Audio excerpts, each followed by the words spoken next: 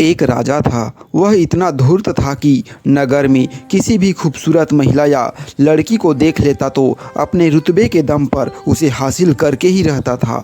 एक बार की बात है, राजा अपने महल की छत पर टहल रहा था।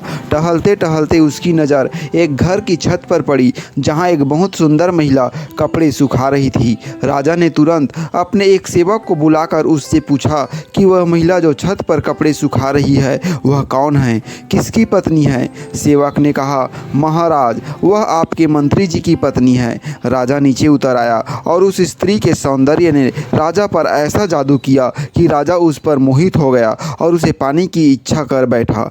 काफ़ी सोच विचार करने के बाद आखिरकार राजा को एक उपाय मिल ही गया। उसने तुरंत अपने उसी मंत्री को बुलाया। मंत्री हाजिर हुआ तो राजा ने मंत्री को एक पत्र देते हुए कहा कि आपको यह पत्र तुरंत ही फला फला राज्य में लेकर जाना है। मंत्री ने कहा, ठीक है महाराज। इतना कहकर मंत्री पत्र लेकर वहां से चला गया। घर जाकर मंत्री ने अपनी पत्नी से कहा कि मैं दूसरे राज्य में जा रहा हूं, तब तक तुम अपना ख्याल रखना। राजा के इरादों से अनजान मंत्री अपने गंतव्य की ओर चल देता है। मंत्री की पत्नी को हासिल करने के लिए उतावले राजा का तो एक एक पल वर्षों के बराबर बीत रहा था। जब उसे पक्का विश्वास हो गया कि मंत्री सफ़र पर निकल चुका है तो राजा भी इत्र वगैरह लगाकर अपने शाही घोड़े पर बैठकर मंत्री के आवास की ओर चल दिया। जिस समय राजा मंत्री के घर पहुंचा उस समय मंत्री की स्त्री, जिसका नाम रूपाली था, स्नान कर अपने गीले बालों को घर के आंगन में बैठकर सुखा रही थी। जैसे ही उसने राजा को देखा वह तुरंत खड़ी हो गई और बोली, महाराज की जय हो। राजा ने हाथ उठाकर मंत्री की पत्नी रूपाली का अभिवादन स्वीकार किया। बोलिए महाराज, आज इधर कैसे आना हुआ। राजा बोला, कुछ खास काम नहीं, बस इधर से गुजर रहा था तो सोचा क्यों न अपने खास मंत्री के घर सब ठीक ठाक है कि नहीं हाल चाल लेता चलूं।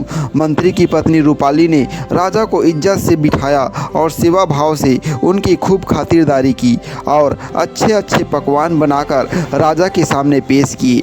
राजा वहां खाना खाने थोड़ी ही गया था, थोड़ा बहुत खा पीकर अपने इरादे प्रकट करते हुए उसके रूप सौंदर्य की तारीफ में बोला कि मैंने आज तक अपनी ज़िंदगी में तुम्हारे जितनी खूबसूरत स्त्री नहीं देखी।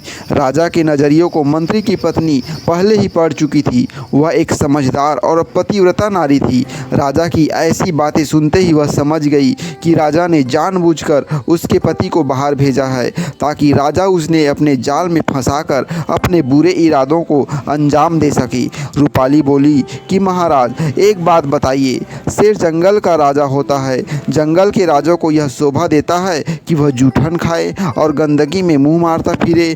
न्याय देने वाला ही अन्याय करने लग जाए तो प्रजा कहाँ जाएगी। महाराज, आपको यह बिल्कुल शोभा नहीं देता कि आप अपने मंत्री की पत्नी से ऐसी बातें करें। मंत्री की पत्नी रूपाली के मुख से ऐसी समझदारी और आंखें खोल देने वाली बातें सुनकर राजा खुद पर बहुत शर्मिंदा हुआ। उसे अब खुद पर बहुत अफसोस हो रहा था। उधर मंत्री कुछ दूर ही चला था, तभी उसे ख्याल आया कि राजा का दिया हुआ पत्र तो अपने घर पर ही भूल गया है। उसने तुरंत अपना घोड़ा मोड़ा और घर की तरफ दौड़ा दिया।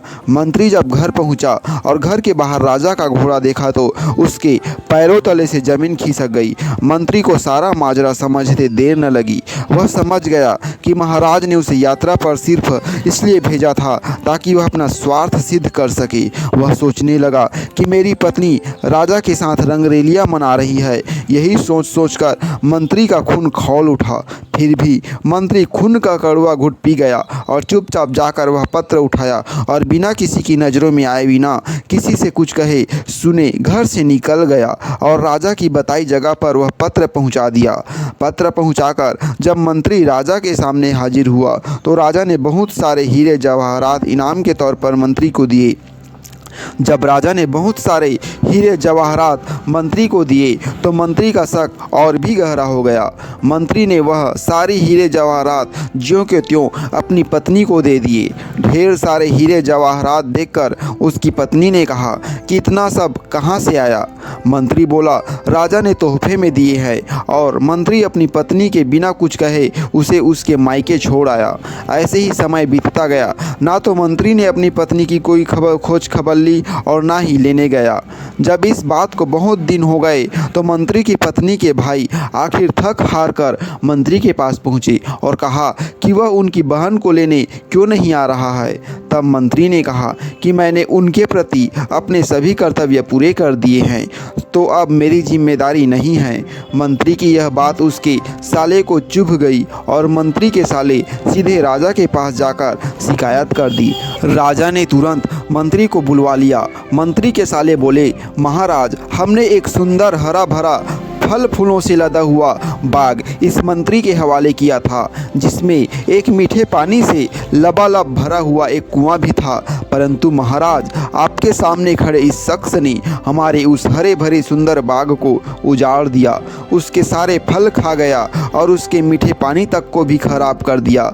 राजा ने मंत्री से पूछा, क्यों मंत्री जी, ये ठीक कह रहे हैं? अपनी सफाई में कुछ कहना मंत्री बोले, जी महाराज, इन्होंने मुझे उस बाग को जैसा सौंपा था वह उससे भी बढ़िया हालत में मैंने इनको वापस लौटाया है। यह सब सुनकर राजा ने मंत्री की पत्नी रूपाली के भाइयों से पूछा कि क्या यह मंत्री ठीक कह रहा है। उसके भाई ने कहा, हाँ महाराज, यह बात सही है कि बाग बिल्कुल सही सलामत है, पर राजा साहब, हम इससे बाग वापस देने की वजह जानना चाहते हैं। राजा ने मंत्री से पूछा तो मंत्री बोला, महाराज, बाग वापस करने की वजह नफरत या ईर्ष्या नहीं है। दरअसल एक दिन जब मैं बाग में गया तो मैंने वहाँ शेर के पंजों के निशान देखे, तो मुझे डर हुआ कि कहीं शेर मुझे भी ना खा जाए।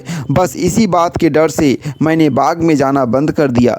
राजा सबकी बात बड़े ध्यान से सुन रहा था। वह सिंहासन से उठ खड़ा हुआ और बोले, मंत्री साहब, अपने बाग में बेखौफ होकर बिना किसी डर भय के चले जाओ। इसमें कोई शक नहीं था कि शेर तुम्हारे बाग की तरफ गया था, लेकिन वह शेर न तो तुम्हारे बाग में कोई असर छोड़ सका, न ही बाग का कोई पत्ता तोड़ सका, न ही कोई फल खा सका। वो शेर तुम्हारे बाग में थोड़ी देर रहा और मायूस होकर लौट गया। राजा बोला कि कसम उस ऊपर वाले की, मैंने तुम्हारे बाग के चारों तरफ लगी मजबूत दीवार जैसी दीवार पहले कभी नहीं देखी। उसके बाद मंत्री सीधा अपनी ससुराल गया और पत्नी रूपाली को ले आया। सारा माजरा मंत्री की पत्नी की इज्जत उछाले भी नहीं सुलझ गया और दरबार में बैठे किसी भी व्यक्ति को कुछ समझ नहीं आया। दोस्तों, ये स्टोरी कैसी लगी आप कमेंट ज़रूर करें, साथ ही इस वीडियो को लाइक ज़रूर करें। धन्यवाद।